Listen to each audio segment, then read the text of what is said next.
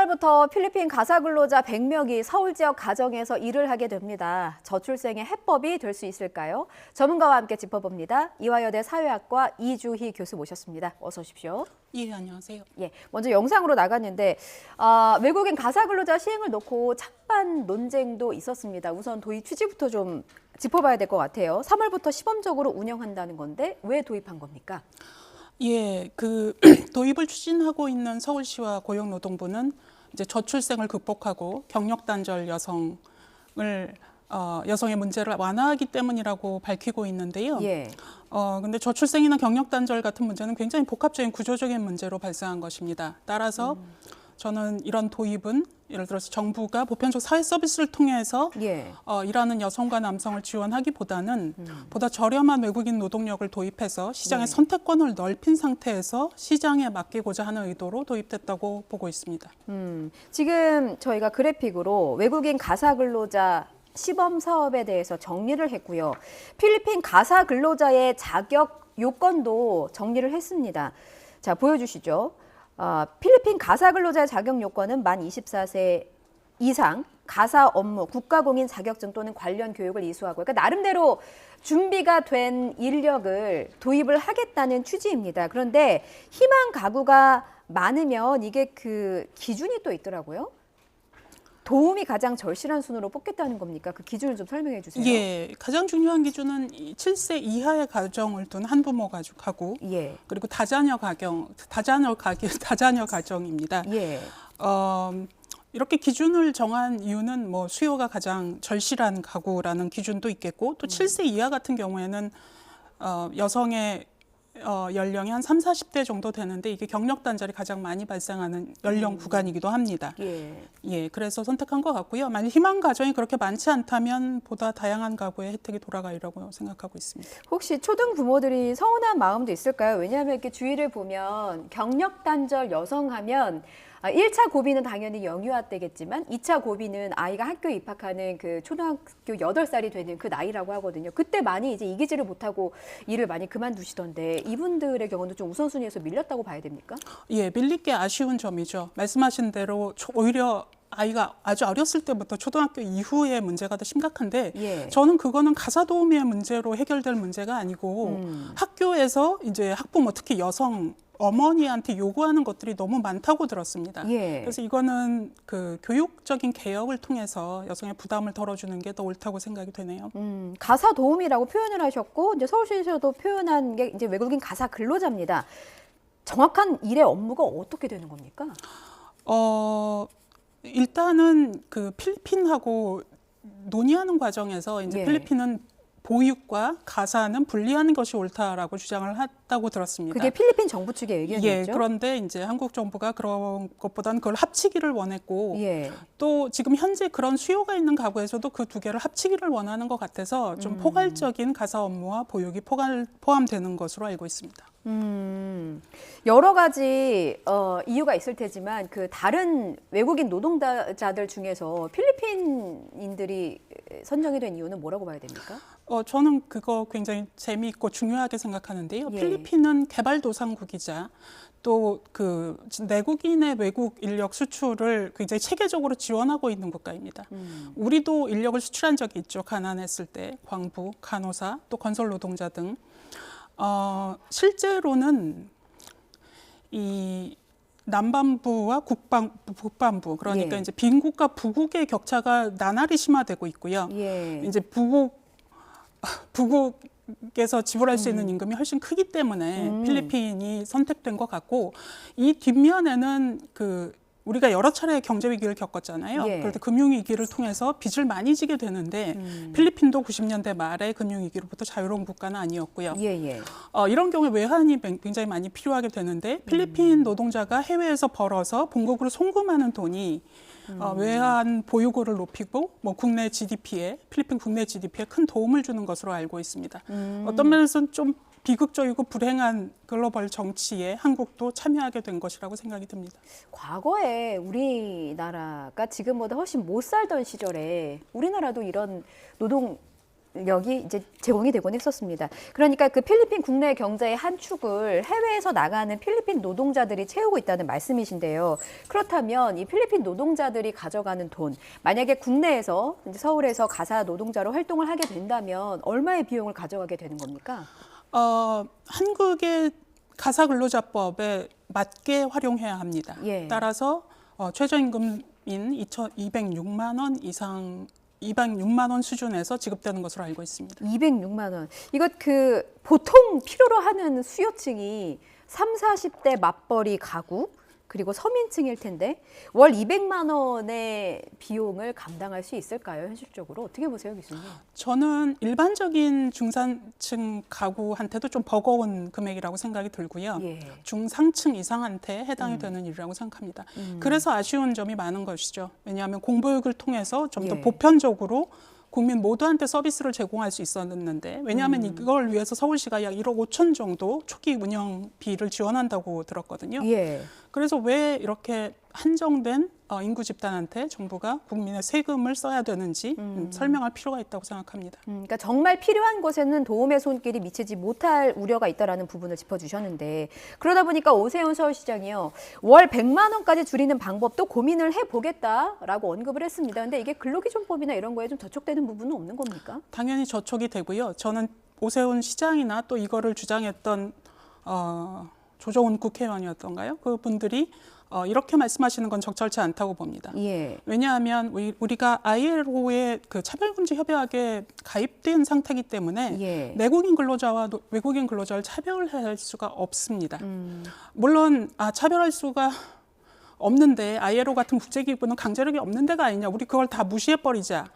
이렇게 생각하실 수도 있는데요. 예. 만일 그렇게 되면 가사 노동자가 들어와서 예를 들어서 다른 산업으로 최저임금을 주는 다른 산업으로 유출될 우려도 있고요. 그럼 또 불법 체류자가 될 수도 있고 무엇보다도 국제규범은 그 국제기구는 강제력이 없지만 보통 무역 협약을 통해서 강제력이 확보가 되는데 예. 우리가 2011년에 한 EU 그 FTA에 이런 조항이 있습니다. 그러니까 노동과 환경과 관련된 기준을 악화시키거나 완화시키면 안 된다는 거거든요. 예. 그거는 무슨 뜻이냐면 우리가 노동 기준을 완화시켜서 외국인에게 또 생산 비용을 낮출 수가 있다면 그것은 그 좀 부당한 무역 우위에 서는 행위로서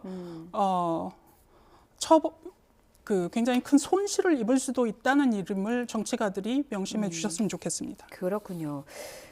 일단 3월부터 시행한다는 계획인데 우리 사회가 얼마나 준비가 돼 있는지 그 시스템을 좀 짚어보면 좋겠어요. 일단 그 필리핀 가사 근로자의 경우는 물 드셔도 됩니다, 교수님. 예. 필리핀 가사 근로자의 경우에는 입주는 아니고 일단은 그 출퇴근으로만 주 5일 출퇴근으로만 가능하게 시행을 할 예정입니다. 그런데 월 100만 원대로 줄어든다면 혹은 200만 원대라 하더라도 이게 숙식이라든지 이런 거주와 관련해서는 뭐 제반 사항이 준비가 돼 있는 걸까요? 서울시가 민간 업체에 이것을 위탁해서 관리하는 것으로 알고 있습니다. 예. 그러면 민간 업체에서 아무래도 숙소를 알선해주고 그 외국인 노동자가 숙소비는 지불해야 되는 것이고요. 그래서 아마 서울시장은 그런 숙소비를 어떤 면에서 그 숙소비가 포함된 것이니까 자꾸 100만 원 이하를 말씀하시는 것 같아요. 예. 그래서 뭐 준비가 잘 되었는지는 이 시범 사업을 통해서 좀 밝혀져야 될 부분이라고 생각합니다. 일단은 뭐 시행해 봐야 이게 죽이 될지 밥이 될지를 알 수 있는 상황일 예. 것 같아요. 말씀하신 것처럼 외국인 가사 근로자 도입은 뭐 여성의 경력 단절이라든지 저출생 위기가 심각한 상태에서 나름의 고육지책으로 나온 방안으로 알고 있습니다. 그런데 전문가 입장에서 지금 여러 가지 부분에 있어서 미흡한 대책이다라는 부분을 지적하고 계신 것 같아요. 어떤 부분이 가장 큰 문제라고 보십니까? 그 여러 가지 문제가 있는데요. 일단은 그 돌봄 노동의 가치가 평가절하될 수 있는 문제가 있습니다. 다른 국가들의 경험을 통해서도 외국인 가사 노동자 도입이 출생률 제고에 효과가 없다는 것이 이미 잘 드러났고 예. 이게 외국인 가사 노동자를 도입한다는 거는 국가가 책임져야 될 돌봄 서비스를 시장에 맡기고 이제 지불 능력이 있는 소수 가정에게만 혜택을 준다는 것인데 예. 그런 면에서 조금 무책임하고 근시안적일 수 있는 정책입니다. 그러니까 저는 출생률을 높이고 성평등한 사회를 만들기 위해서는 이제 복지국가의 패러다임 자체가 좀 바뀌어야 하지 않을까 하는 예. 생각을 하고 있고요. 예. 이 지금 문제에 대해서 질문을 해주셨잖아요. 예. 저는 이 중요한 문제 중에 하나가 이제 내국인 노동자의 임금을 침해하는 고용과 임금을 침해할 수 있는 문제입니다. 그러니까 외국인 노동자가 도입이 되면 내국인 노동자의 고용과 노동 조건에 큰 영향을 미치는데요. 예. 저는 이거를 찬성하는 분들의 입장에서 뭐 이해가 되는 부분도 있습니다. 왜냐하면 지금 300만 원이 넘는 그 내국인 혹은 다른 예, 보통 이제 그 예. 가사와 육아를 함께 돌보는 예, 예. 내국인 노동자 기준으로 예. 그런데 300만 원이 넘는 돈을 이미 지불하고 계시다는 점은 물론 이분들은 200만 원의 외국인 노동자가 도입이 되면 혜택을 얻으시겠습니다만 예. 이미 지불하고 있으신 분들은 이제 경력 단절이 안 되고 계속 일을 함으로써 그 가구가 벌어들이는 수입이 미래에 지금의 지출을 상쇄시켜 줄 수 있다고 생각하거든요. 예. 또 다른 차원의 문제는 이제 200만 원은 지불할 수 있지만 300만 원은 못하는 가구한테 편익이 일어날 수 있죠. 예. 그런데 저는 정부라면 이런 편익과 외국인 노동자가 도입됐을 때 예를 들어서 일자리를 잃는 내국인 노동자가 있고 중장년층 아니면 고령층의 여성 노동자겠죠. 그럼 이들이 겪을 고통, 일자리가 없어지거나 임금이 낮아짐으로써 그 편익과 이 고통을 면밀히 검토하고 결정을 내려야 된다고 생각하거든요.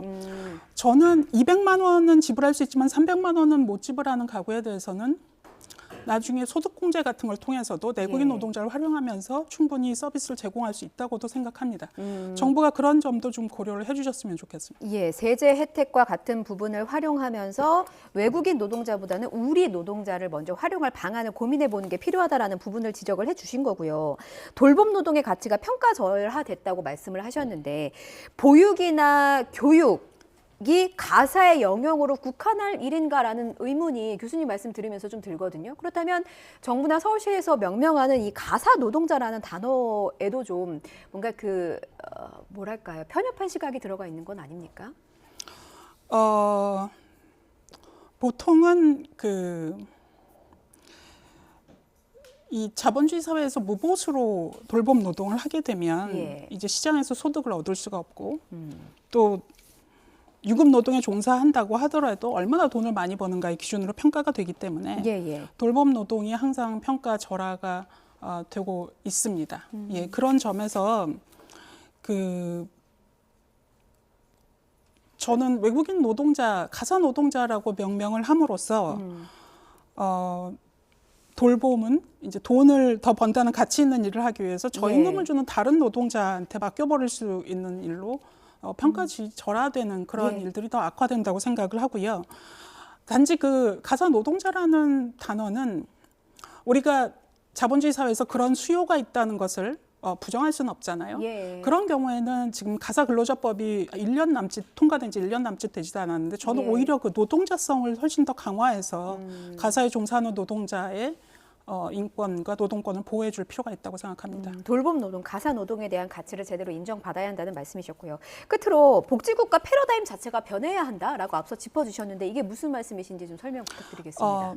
저출생의 원인은 복합적이지만 이제 장시간 노동도 핵심적인 요인 중에 하나입니다. 예. 왜냐하면 장시간 노동을 기업에서 추구하다 보면 이제 육아 부담을 더 지고 있는 여성이 경력 단절이 되기 쉽고 또 시간제 일자리에 취업할 수밖에 없고 또 남성은 돌봄에 참여할 시간 자체가 줄어들게 됩니다. 예.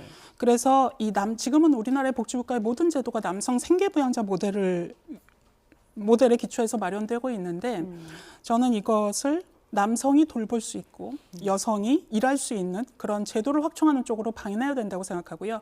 그 핵심이 장시간 노동의 관행의 변화, 그리고 두 번째는 충분한 공보육. 그리고 저는 보육 서비스가 중요한 것은 단지 저출생뿐만 아니라 저소득 가정의 아이들이 보통 중산층 이상의 타겟된 공보육 서비스를 받음으로써 문화자본의 부족이라든지 이런 점을 극복할 수도 있기 때문입니다. 그리고 마지막으로는 그 관대한 휴직 휴가 정책입니다. 우리가 육아 휴직이 있긴 하지만 뭐 비정규직은 쓸 수가 없고 특수고용직 또 자영업자도 쓸 수가 없고 남성도 뭐 여러 가지 관행 때문에 못 쓰고 있거든요. 이런 종합적인 일들이 벌어져야 우리가 저출생이 없는 행복한 사회로 갈 수 있다고 생각합니다. 예, 교수님 말씀을 정리를 해보면 정부와 지자체가 아이 맡길 곳을 마련할 것이 아니라 아이를 부모가 직접 돌볼 수 있는 시간을 확보해 주길 바란다. 이렇게 좀 정리를 해보도록 하겠습니다. 지금까지 이화여대 사회학과 이주희 교수와 함께 말씀 나눠봤습니다. 교수 오늘 말씀 고맙습니다. 예, 감사합니다.